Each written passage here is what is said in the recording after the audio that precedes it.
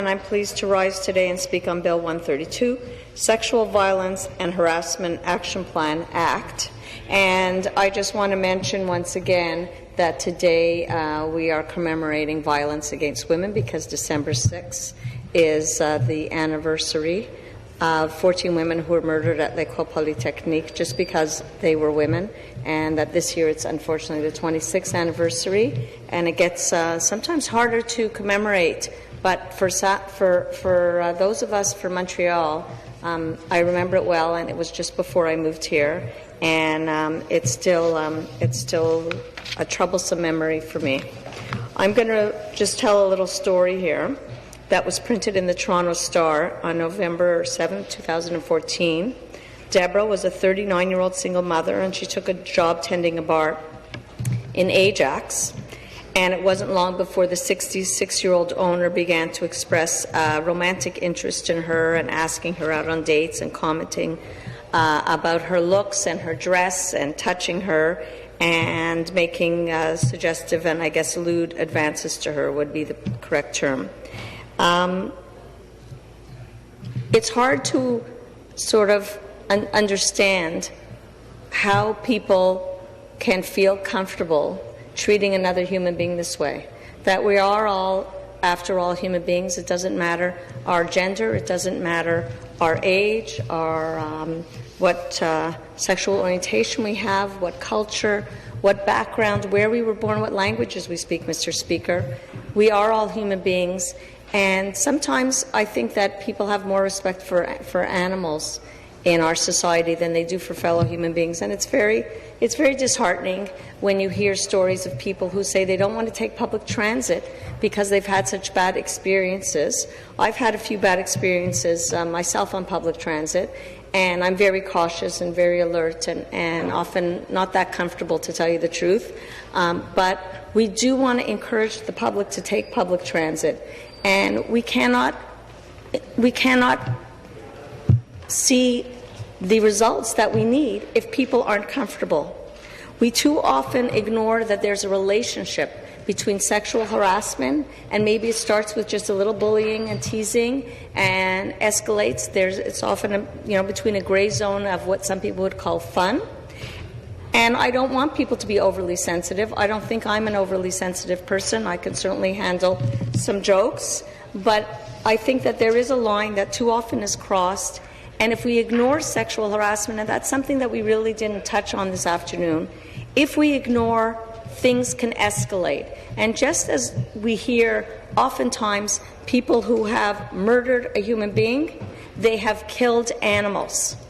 So we must recognize that from an early age that we have to condition our children, we have to make them aware, we have to ensure that newcomers to our country, to our societies, are aware of our values, and that everyone feels comfortable not just to go on public transit, but to say something if they've had a bad experience. Because, Mr. Speaker, we can't make everybody comfortable everywhere.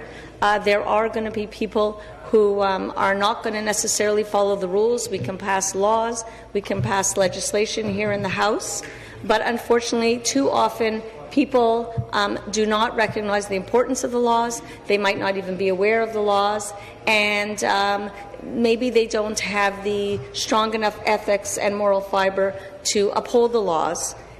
But it's for us to ensure, we cannot ensure, as I said, that these incidents don't happen, but it's for us to ensure that the victims are comfortable not just to go to the police, because that's really the end of the line, but that people feel comfortable to turn to the perpetrator and say no.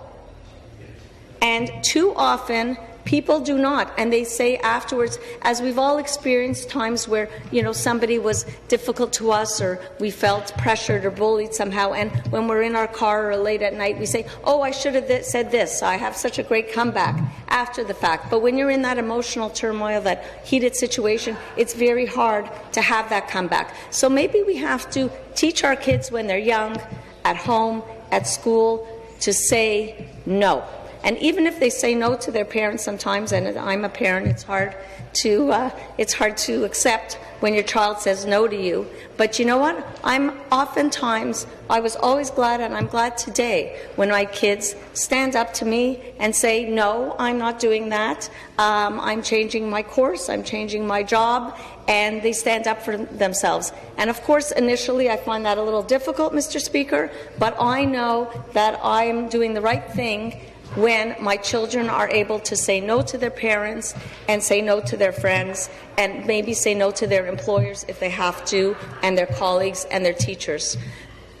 Well, it's the end of the day, and we've heard a lot about sexual harassment and sexual violence, and I think that we do have support here in the House to ensure that there is very strong legislation to ensure that everyone feels safe at school and at work and on our streets, and yes, on our public transit, and yes, we want people to be safe in their homes as well. We want everyone to feel safe, women, men, no matter what your sexual orientation or identity may be.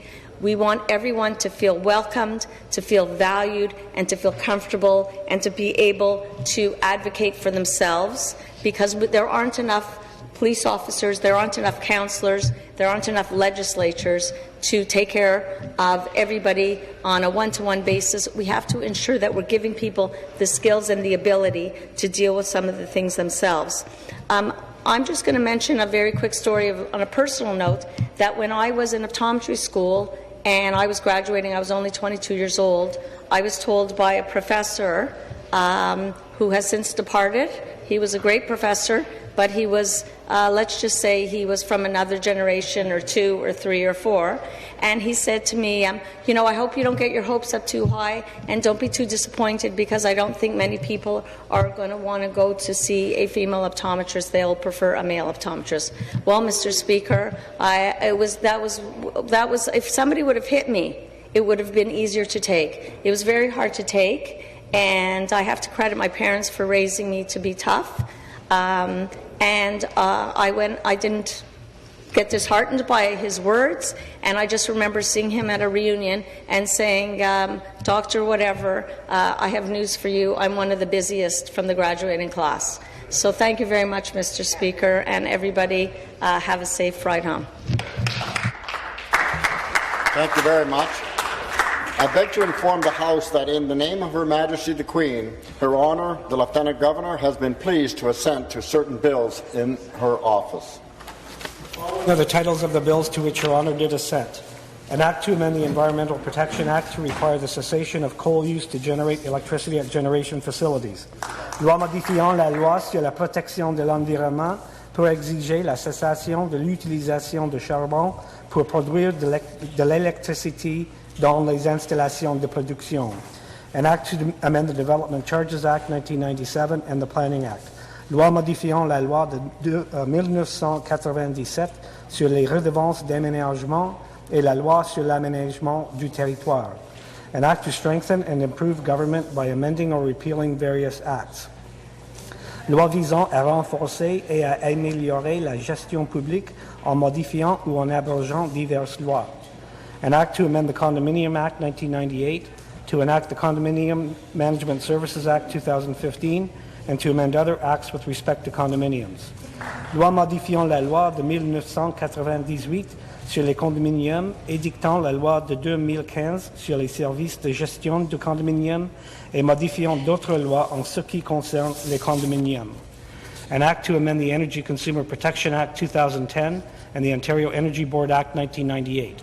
Loi modifiant la loi de 2010 sur la protection des consommateurs d'énergie et la loi de 1998 sur la Commission de l'énergie de l'Ontario.